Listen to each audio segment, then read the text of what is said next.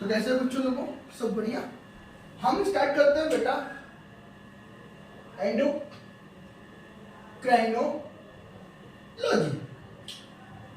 Endocrinology मतलब बेटा तुम्हारी बॉडी जो है according to NCERT controlled by two system. Controlled by two system. Two system कौन कौन से? First one is nervous system and another one is endocrine system. Endocrine system. What did you understood nervous system and endocrine system? ठीक है,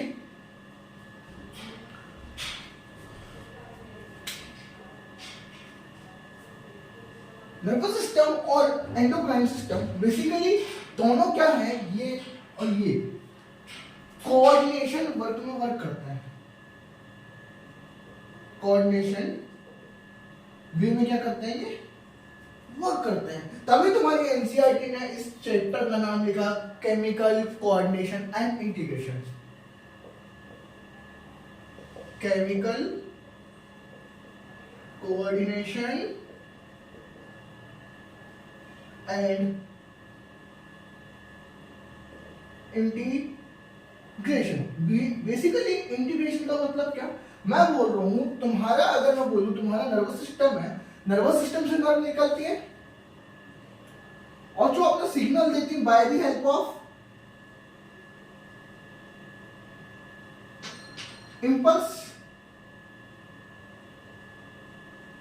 bye the help of impulse, impulse के through क्या करती है, signal देती है, किसी भी चीज पे कमांड देती है। जैसे मैंने बोला मुझे अपना हाथ उठाना है, तो इसमें जो सिग्नल आ रहा है वो by the help of impulse आ रहा है।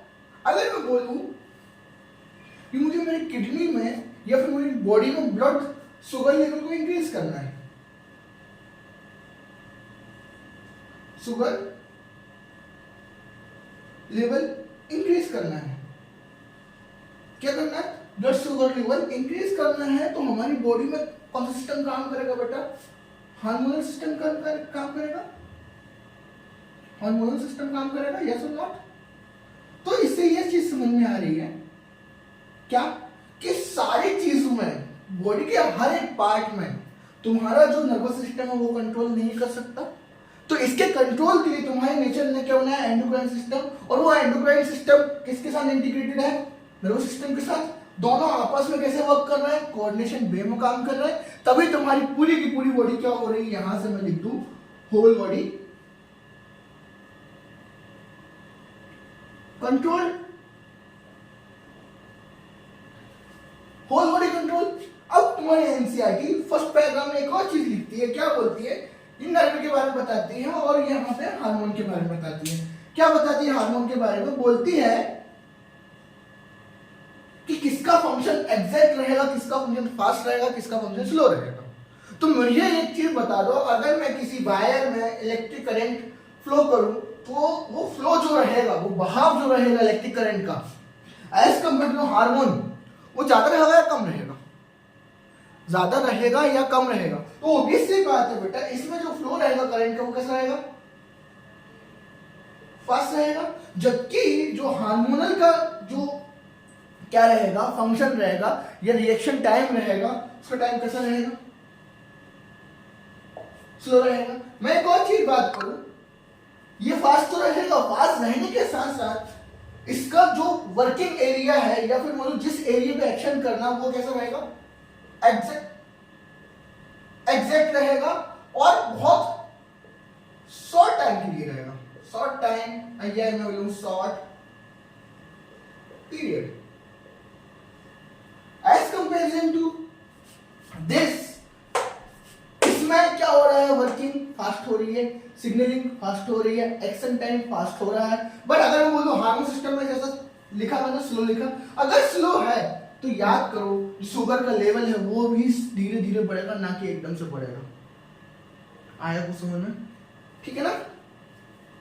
इसका फंक्शन एरिया कैसा, हार्मोन सिस्टम का जो एक्शन रहेगा वो कैसा रहेगा, स्लो रहेगा और लॉन्ग टाइम के लिए रहेगा, नॉट शॉर्ट टाइम के लिए रहेगा, और इसका जो इफेक्ट होगा वो वाइड इफेक्ट होगा। इसका इफेक्ट होगा जो वाइड इफेक्ट होगा, जबकि इसका इफेक्ट ऐसा वाइड इफेक्ट नहीं होता। क्लियरली? कोई दिक्कत? अगर यहाँ पे एक्शन करना तो मैं बोल रहा हूँ ना, अगर तुम्हें एक्सटर्न एक्शन देखना, अगर आग है, आग से तुम्हें बचना, तुम क्या करोगे? योर हैंड को बहुत तेजी से वापस करोगे, पर ऐसा इसके साथ नहीं होगा। इसके एक्शन होते होते तुम जल जाओगे, बच जाओगे, वहीं फूक जाओगे। आया कुछ समझ में? तो हार्मोनल सिस्टम जो रहेगा वो बहुत स्लो रहता है, ये बहुत फास्ट रहता है। और हमें अभी बात करनी है एंडोक्राइन सिस्टम में सारी की सारी एंडोक्राइन की। किसकी? एंडोक्राइन की। और एंडोक्राइन की बात करूंगा मैं तो सीधी बात बता दूं, मैं इसमें बात करूंगा बेटा इसकी हार्मोन लेवल की बात करूंगा, ठीक है? हार्मोन लेवल की ही बात करूंगा मैं।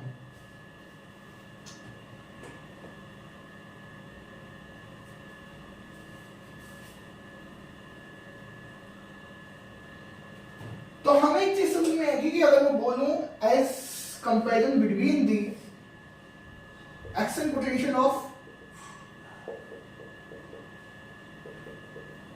नर्व और एक्शन पोटेंशियल ऑफ